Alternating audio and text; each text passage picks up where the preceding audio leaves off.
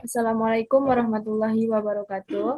Perkenalkan nama saya Julina Zahra dengan NIM 22129407. Di sini saya akan menjelaskan materi tentang kaidah dan etika penulisan karya tulis ilmiah. Untuk memenuhi tugas pada mata kuliah penulisan karya ilmiah dengan dosen pengampu Bapak Dr. Chandra MPD dan Ibu Ingriah Karisma MPD. Di sini kita akan membahas 3 poin, kemudian kaidah penulisan karya ilmiah, dan yang ketiga etika dalam penulisan karya ilmiah. Baik, yang pertama pengertian dari karya tulis ilmiah. Karya tulis ilmiah atau disingkat dengan KTI adalah tulisan yang disusun berdasarkan hasil penelitian atau kajian teoritis dengan menggunakan metode ilmiah dan sistematika yang jelas.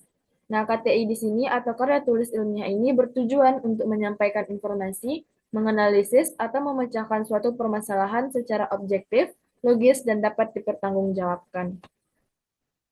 Selanjutnya yaitu tentang ciri-ciri karya tulis ilmiah. Yang pertama bersifat ilmiah. Nah, di sini karya tulis ilmiah itu menggunakan data, teori, dan analisis yang dapat diuji kebenarannya. Kemudian sistematis, ditulis dengan struktur yang jelas seperti pendahuluan, tinjauan pustaka, metode, hasil, dan juga kesimpulan.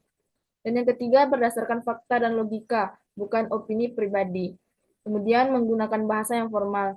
Di sini kita perlu untuk menghindari bahasa gaul atau subjektif, di mana karya tulis ilmiah harus menggunakan bahasa yang sesuai dengan kaidah tata bahasa yang baku, jelas, dan tidak ambigu, agar karya tulis ilmiah kita dapat dibaca dengan baik oleh pembaca karya ilmiah kita nanti. Selanjutnya, kaidah penulisan karya ilmiah. Nah, kaidah dalam penulisan karya ilmiah ini memiliki beberapa aspek teknis dan sistematis agar karya memiliki struktur yang jelas dan mudah dipahami. Yang pertama yaitu judul.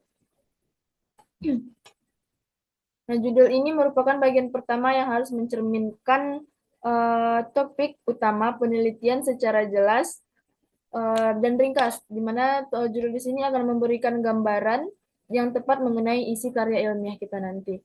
Kemudian abstrak. Abstrak ini merupakan ringkasan singkat dari seluruh karya ilmiah yang mencakup tujuan, penelitian, metode, hasil, dan juga kesimpulan. Kemudian selanjutnya itu pendahuluan, di mana pendahuluan ini menjelaskan latar belakang dari masalah, tujuan penelitian, serta pentingnya penelitian tersebut. Kemudian tinjauan pustaka, di mana tinjauan pustaka ini mengkaji teori-teori atau penelitian terdahulu yang relevan dengan topik penelitian. Tinjauan pustaka ini akan membantu menunjukkan keterkaitan penelitian baru dengan penelitian selanjutnya. Selanjutnya yaitu metodologi.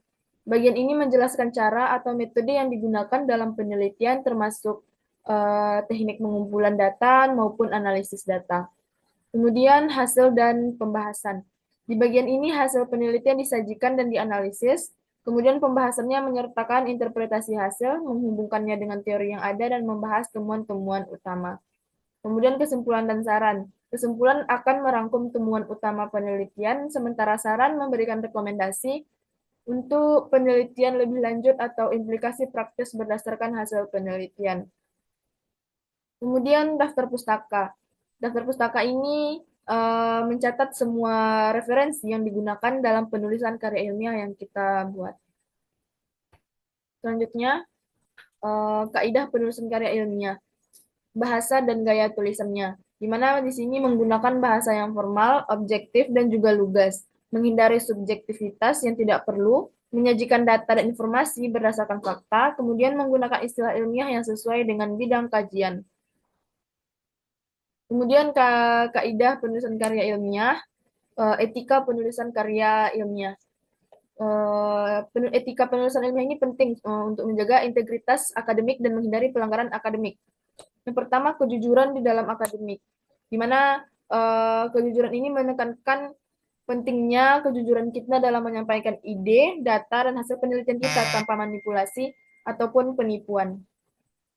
Kemudian plagiarisme, di mana plagiarisme ini merupakan tindakan menyalin atau mengambil karya orang lain tanpa memberi kredit yang sesuai, atau merupakan pelanggaran serius dalam etika penulisan karya ilmiah. Kemudian penghargaan terhadap hak cipta, di mana di sini kita menghormati hak cipta orang lain adalah bagian dari etika penulisan ilmiah. di mana ini akan melibatkan penggunaan materi yang dilindungi hak cipta dengan cara yang sah dan memberikan atribusi yang tepat. Kemudian kolaborasi dan kontribusi yang jelas. Dalam penelitian ini akan melibatkan banyak penulis atau kolaborasi. Nah, di sini penting bagi kita untuk memastikan bahwa kontribusi setiap individu dicatat dengan jelas dan adil. Kemudian publikasi yang bertanggung jawab.